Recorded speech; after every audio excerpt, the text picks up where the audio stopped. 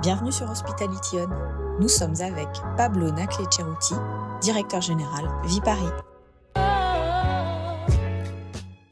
Donc, je suis Pablo Naclet-Ceruti, je dirige Viparis, qui est l'entreprise qui gère des centres de congrès exposition de Paris, du Grand Paris, des grands parcs comme la Porte de Versailles, comme Paris dans Villepinte, comme Bourget, et puis des sites de congrès comme le Palais des Congrès de Paris, comme le Carrousel du Louvre. Comment vous êtes arrivé à prendre la direction d'un groupe comme Viparis ? Alors Viparis, c'est une filiale codétenue par un groupe coté qui est Unibail-Rodamco-Westfield, spécialiste mondial de l'immobilier commercial, centres commerciaux, bureaux et centres de congrès, et la Chambre de commerce et d'industrie de Paris Région Île-de-France.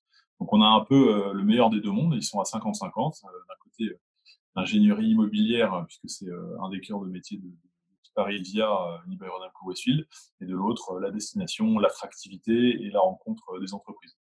Est-ce que vous pouvez nous décrire comment se sont déroulées les dernières semaines depuis début juin et des confinements progressifs ? Notre industrie, celle des événements et a fortiori des grands événements chez Viparis, elle vit une période particulière parce que on a été sans doute les premiers à devoir fermer. C'était le week-end du 8-9 mars où le salon de l'agriculture à la Porte de Versailles a fermé avec une journée d'avance le samedi soir, compte tenu du début des événements. Et on sera vraisemblablement les derniers à ouvrir, puisque les grands événements en France, c'est-à-dire les événements de plus de 5000 personnes, vont être autorisés à nouveau à partir du 1er septembre. Donc, dans le fond, le vrai déconfinement aura lieu le 1er septembre dans notre activité. Toutefois, dans les zones vertes et à partir de la fin d'urgence sanitaire, c'est-à-dire à partir du 11 juillet, nous serons autorisés à accueillir à nouveau des événements, donc compris entre 10 et 5000 personnes. Et c'est à ce moment-là qu'une partie de l'activité redémarrera. Pour autant, tous nos sites n'ont pas été complètement fermés pendant cette période de confinement. Le Palais des Congrès de Paris a une partie commerce, donc qui est restée ouverte, notamment pour l'alimentaire pendant le confinement, et puis maintenant qui est complètement ouverte.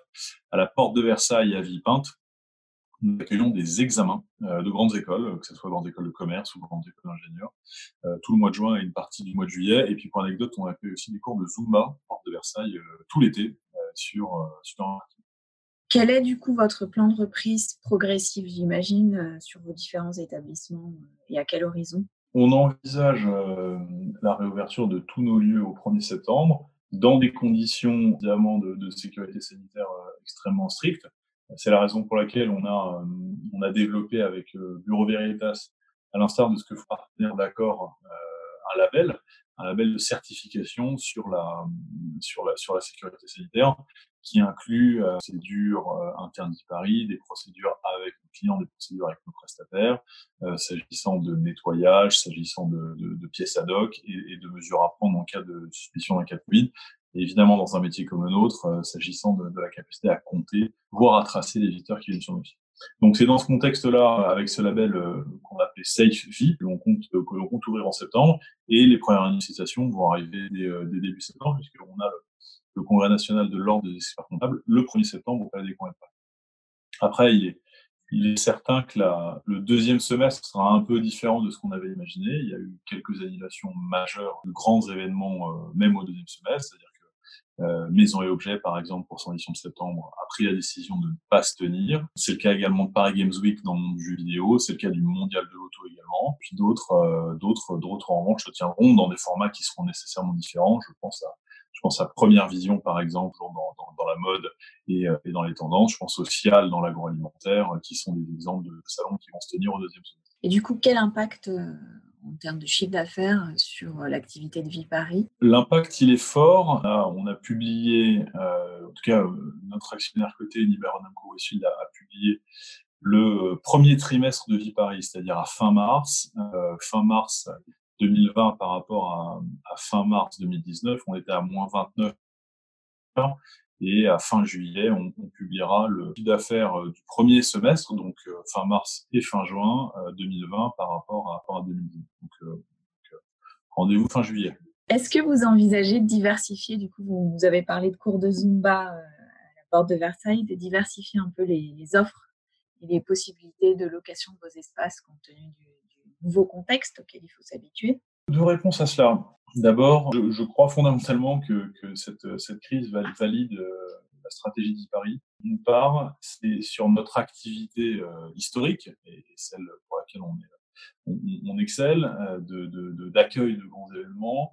Nos clients, les organisateurs d'événements, les organisateurs de salons, les organisateurs de congrès, nous demandent, et je pense vont nous demander de plus en plus, à la fois plus de flexibilité dans le lieu et plus de connectivité de nos lieux.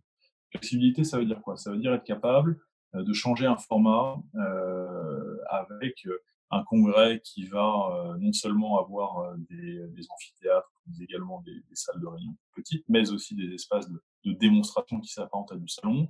C'est un salon qui va nous demander plus de l'accompagner et de lui proposer des espaces pour faire des happenings, pour faire là aussi des keynotes.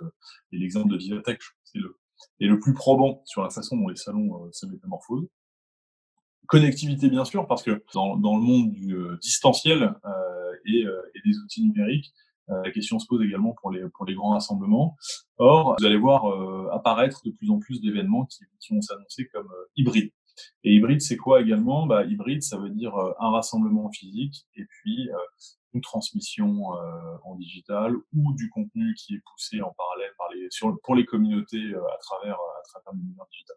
Donc les deux sont évidemment pas incompatibles. Qu'est-ce que ça signifie pour Viparis?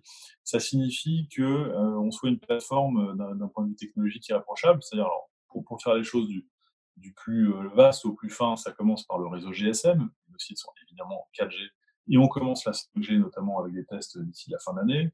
Qu'on ait un Wi-Fi également de grande qualité. On est les premiers sites en Europe à avoir installé du Wi-Fi haute densité à la fois à la porte de Versailles et au Palais des Congrès de Paris.